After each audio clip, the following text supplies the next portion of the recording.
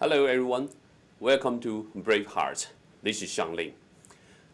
Chinese Communist regime has waged cyber warfare against the United States for more than 2 decades now.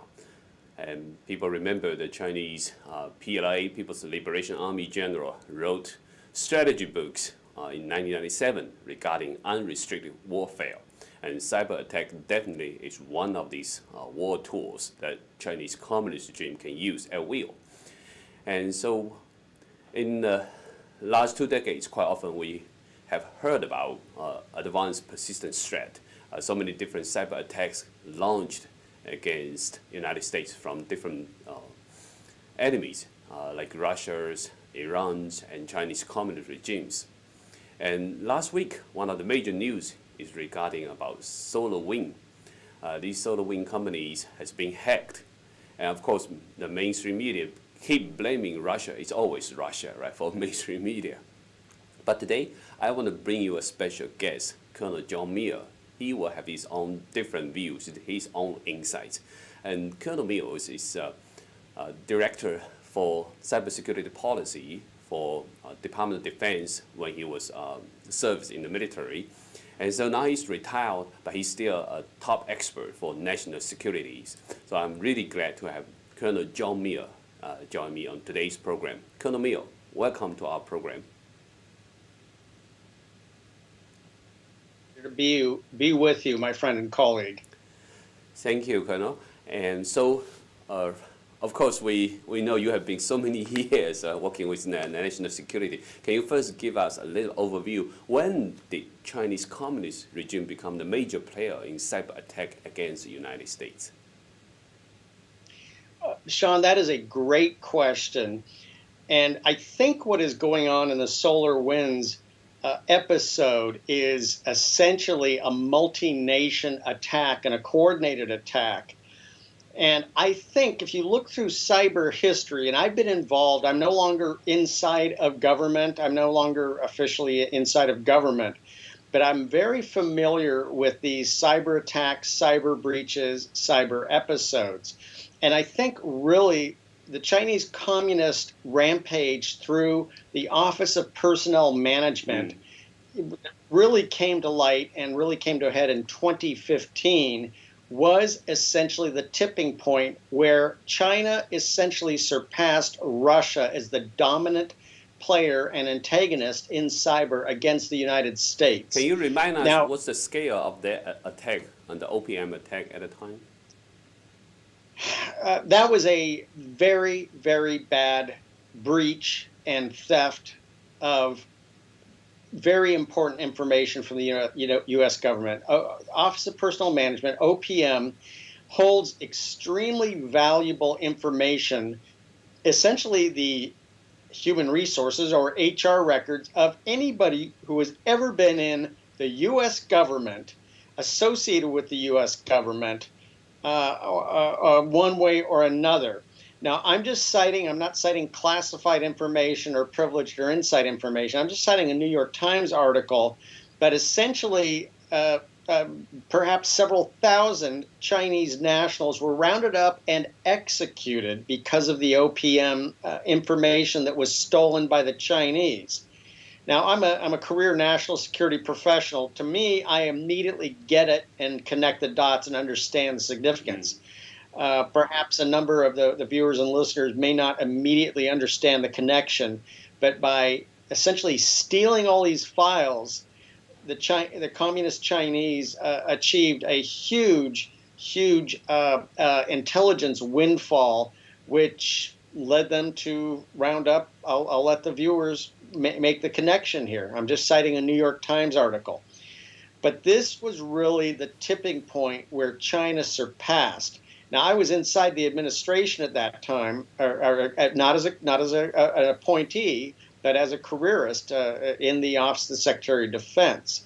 And I remember going through this, and I was involved in cyber breaches going all the way back to 2007, what was called Agent BTZ, which was essentially Russia. Okay, but it evolved over time, and really it was the OPM breach is in my view of cyber history when communist China took the lead, and from that point forward it was really China, China, China, not Russia, Russia, Russia. Now, just for full transparency, I have no doubt that the Russians, in one way or another, were involved as the junior partner to the senior partner, the Chinese Communist Party. I, I would also surmise, with a lot of experience and knowledge of these affairs, that very most likely Iran and Venezuela were involved. And Venezuela is very concerning. Once a second term is achieved, we need to address this issue of Venezuela, not necessarily what form of government they have, but Venezuela cannot be essentially a forward operating base for China. There's a very large Chinese footprint in Venezuela. This is a very important concept. Can you also elaborate a little bit? Because you mentioned Venezuela is actually a forward playground, or you can say battlefield for the Chinese communist regime, or forward base, right, for them to launch attack, even whether it's in Latin America or against the United States, right?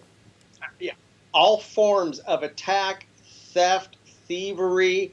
It is a foreign operating base, and we need to address this. And then Venezuela, to be totally honest, supports even a Chinese footprint along in the northern Mexican states, just south of our border. So that the forward operating base are the northern states of Mexico. So we need to address this decisively. And there is a very large footprint. Historically, it was originally kind of Russia, but Iran, China are very involved. Iran has a very large Chinese footprint also. So Iran and Venezuela are essentially proxies or puppets of essentially the Chinese Communist Party here. This is the threat we have to deal with. There's also a very interesting intersection, and again, this was released in public news here many years ago. But I was inside and was aware of this and involved in this. Was the Obama administration specifically shut down an NSA look into the intersection of voting machines in Venezuela? Wow! Why in the world would Venezuela be specializing in voting machines? And this was going far back as 2005, 2006. What in the world? And that back then you had Hugo Chavez, just a thug, a communist thug. So dabbling, noodling with what I would call the firmware, essentially the simple lines of code in these voting machines. And they're dangerous. They serve no purpose, as we're finding out in this election. Dominion's operating concept of taking all the votes from all candidates, putting them together, and then using a statistical apportionment to spin the votes back out. That's wrong. There is absolutely no design reason for doing that other than fraud, other than fooling the people. That is just reprehensible. And sure enough, back years ago, and this was a direct result of the 2002 Helping Americans Vote Act. Never, ever, ever trust a nice-sounding piece of legislation. It's interesting. Nothing. How American people vote, but American people have been voting for 200 years. We don't need additional help through legislation. So this interesting name. But you mentioned one very interesting thing. So you talk about Obama cancel a project, right? That can probably stop the Dominion system being further populated in different countries and maybe reverse the election result in many other countries. So what's the excuse that Obama actually stopped this project? I don't know. I don't know. At the time, it made he's the incoming president. I was actually part of every incoming president has a right to do what's called a national security review of national security topics. I was, as a careerist, I was brought into the National Security Council to essentially review the Bush administration, what we call the CNCI, Comprehensive National Cybersecurity Initiative. So we did a review of that for the incoming administration. Now, despite a lot of the public rhetoric and histrionics, oftentimes administrations are not that far apart from each other. And even though the Obama administration usually spoke pretty smarmily and spoke down about the Bush administration, essentially they loved the CNCI program and they poured gas on it. They loved it. But there was this one little caveat of in 2009, after they were had gone through the inauguration.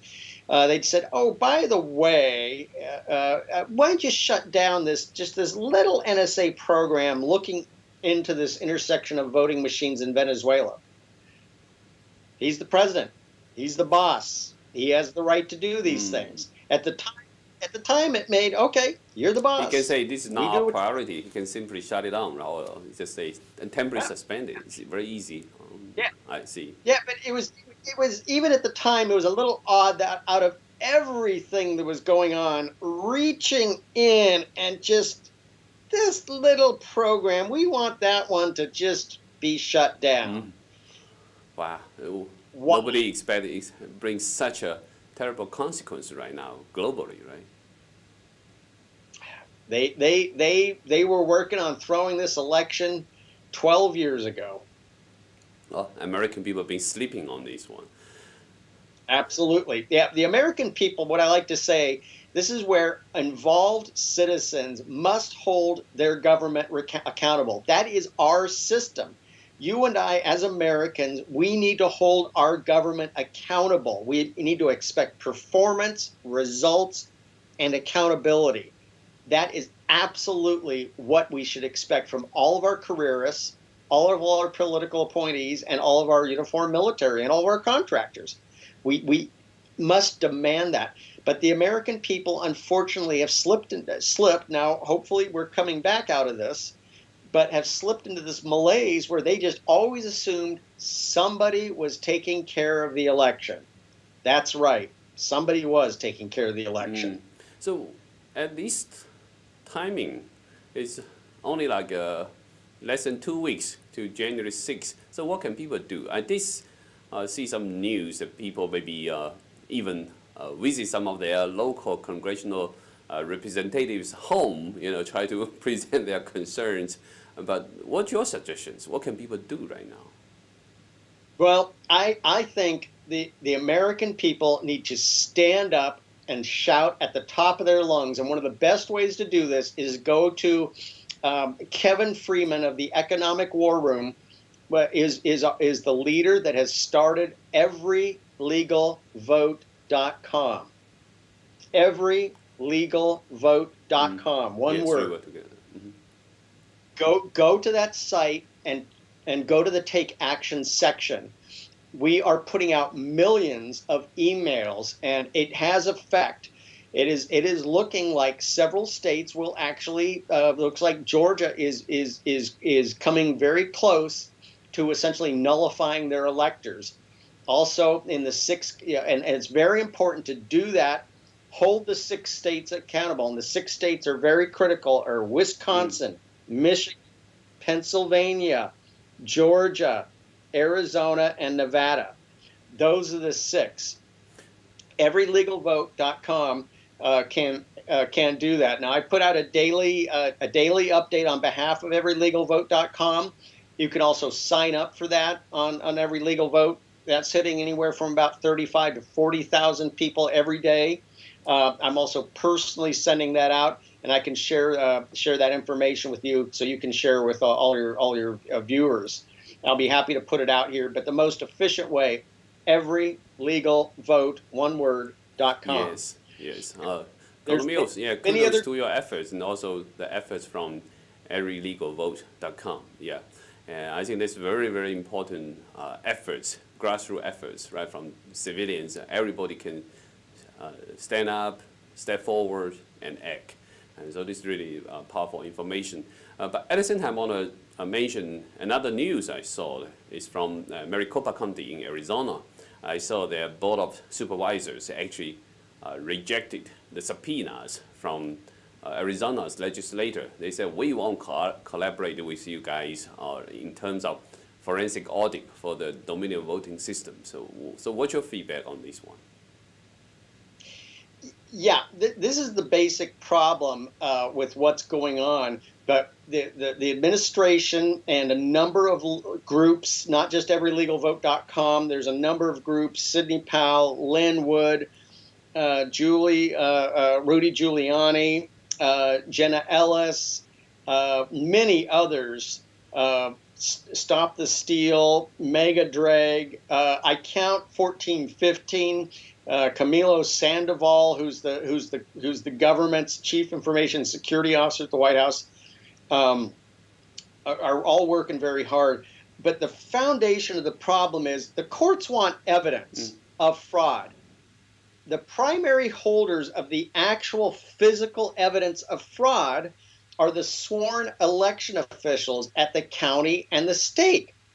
They are, in many cases, being corrupt and non-cooperative with the courts and with the plaintiffs, people like us, who are challenging what we have seen. We've identified 4,500 reports of fraud.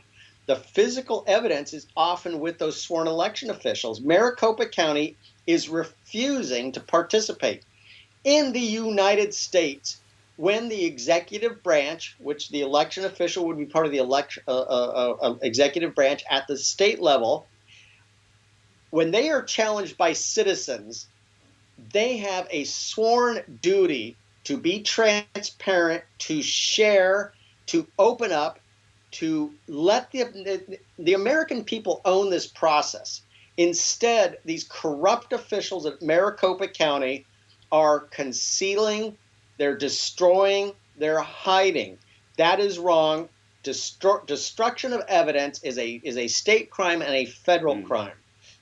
So this is wrong. So is there any way federal level can intervene in this process? I did see General Flynn had a tweet, I think, regarding this. Is actually urging President Trump to take actions, to secure these voting machines or secure this evidence. Let's say this way. So, do you think this is the only approach available right now? Well, I think a wise, logical, and reasonable guidance from the White House to the Attorney General should be a statement reminding everybody it is a federal crime to destroy evidence in that is relevant to federal proceedings. There are federal proceedings going on. AG Barr should say something. Now, I'm a little forgiving of AG Barr. I think he's done some great work. There is, and my knowledge, I spent 35 years inside of government, much of it at the Pentagon, in the interagency at the White House. I understand how government works, make government work. There should be, Mark Meadows, remind everybody in 18 U.S. Code, it is a crime to destroy evidence related to federal proceedings. And we have at least 3 cases in front of the Supreme Court. We have many court challenges going on. There should be action. I'm a little distressed that hasn't happened. I'm a little forgiving of Barr because he has done some great work, and DOJ is hard to work with. But if AG Barr cannot take actions, do you think his replacement, Mr. Rosen, can really take strong actions? Yeah, absolutely. But if AG Barr is directed to say this, he will say this. I think one of the basic breakdowns is he has not been told to say this, and it's very disappointing. Unfortunately, as Clausewitz says, kind of Sun Tzu says similar things. All of these actions are absolutely very simple and logical. But in what we call the fog of war, the simple is impossible. So simple things are not getting done, unfortunately. Yeah. So, Colonel, thank you for all these updates. And by the way, we have to back to the topic of SolarWind. So, can you also tell us a little bit more about exactly what happened this time? So, and what's the scale of this SolarWind attack? And also, what do you think about the Communist Party's role in this attack? Well, yeah. So I'm not privy to exactly what's going on, but from what I've been able to piece together from a number of sources, this is a massive intrusion into critical infrastructure, into the energy sector. I've seen reports of Department of Energy, Microsoft, CISA, uh, Cybersecurity and Infrastructure Security Agency, where the former infamous Chris Krebs was working. I've seen they've been sharing information, dialoguing, talking to each other. That kind of tells me this is related to different variants of the Microsoft operating system. A lot of critical infrastructure operates on very, very dated operating systems of various types. But there's lots of infrastructure out there very likely still working on Windows 7 and below. These are old, vulnerable, insecure systems. But the reality is it's Eugene Kaspersky, who is Russian, but most likely the Russians are essentially cooperating or acting on behalf of the Chinese in this scenario. Eugene Kaspersky used to say something very interesting. It's old, it's DOS, it still works, don't touch it. And that's the problem with a lot of this infrastructure. It's working, don't touch it. Well, that's the problem, though. Somebody is going to touch it eventually when they realize how vulnerable it is. So do you think CISA is doing a good job? Because CISA is supposed to coordinate different government agencies, right, to protect the critical infrastructure of the United States. But right now you see the attack on this critical infrastructure, the energy sector as well. So what's the problem with CISA? And we know, its former director, Krebs, even saying this time is the most safest election occurred in history, right? So what's the problem with CISA? Is it just a leadership problem, or is it actually a systematic bureaucracy issue? Well, if I was ever to assume a position like Chris Krebs, I think one needs to be extremely careful, guarded, but realistic, honest, and transparent with the American people. What is surprising, maybe not, is when you're in these lofty positions responding to complex catastrophes, complex attacks like this, it is unfortunately a little bit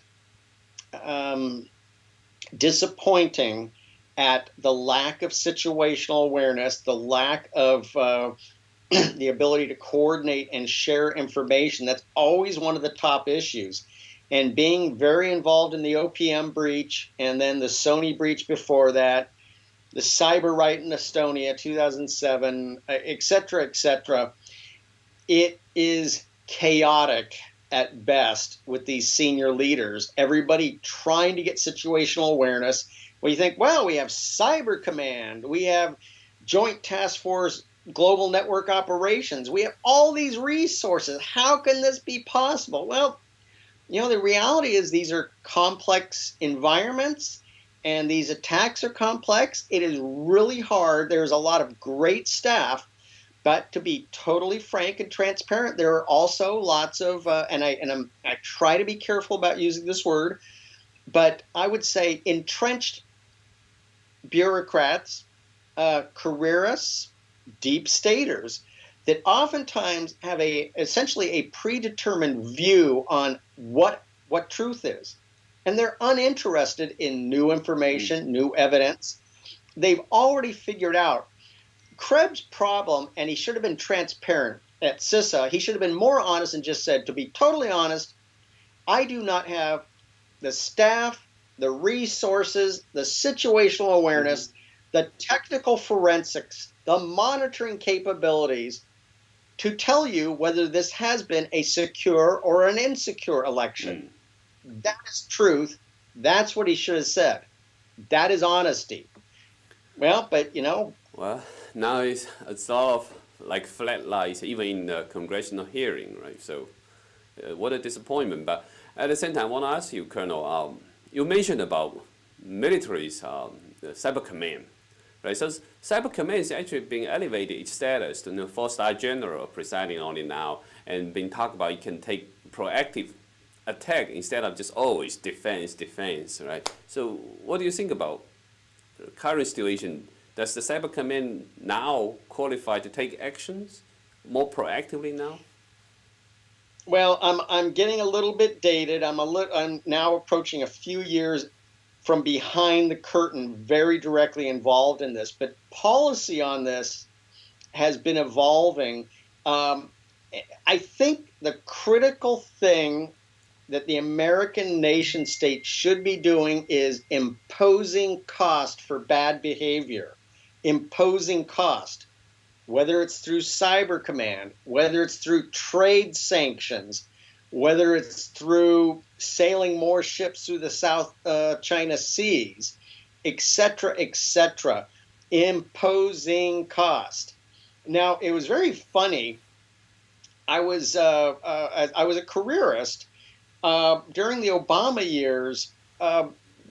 Essentially, with the Sony breach, which really frustrated and angered a number of Obama officials, and then followed up with the OPM breach, there was a change of attitude, and there was an ask for give us response options that impose cost. So these were top secret proceedings. I said, okay, here you go. Here's a list of things. No, we can't do. No, oh, John. Can do We that. can't. Can do that. No. I mean, if you fight terrorism, you create terrorism. If you fight the communist Chinese, you just create more communist Chinese somehow. This logic just doesn't make any sense. And essentially at first, although you want creative response options, here they are. Yes. You obviously, they don't want them. But it's funny, a little bit later, as things went on in early 16, there was the frustration was approaching anger in the Obama administration toward the communist Chinese. We've done everything they've told us to do. We've kowtowed to them. We've done this, we've done that, and they still are stealing everything. You know, that really makes us angry. Well, finger wagging and aggressive speech making does not impress the Chinese communists. So, but it's funny because they came back to me in early 16 and said, John, we're at the point now, we really want to impose cost. Where's that list? Where's that list that you gave us about a year ago? But it's too late, right? When they're looking for your list, it's already too late. I just told them I couldn't find it. So, but the Trump administration has been remarkable. From day one, it was imposed cost. And I was overseas, I'm not going to say exactly where I was, on the day of the inauguration. And I was with some of our most trusted strategic partners in Asia. And they were on fire for Trump. Don't believe this drivel that people will tell you, oh, he's dividing, he's turning away our partners. What they're really meaning is Germany. That's a different issue. We can talk about that later. These countries want to be with America. They want to see American leadership. Trump is leadership.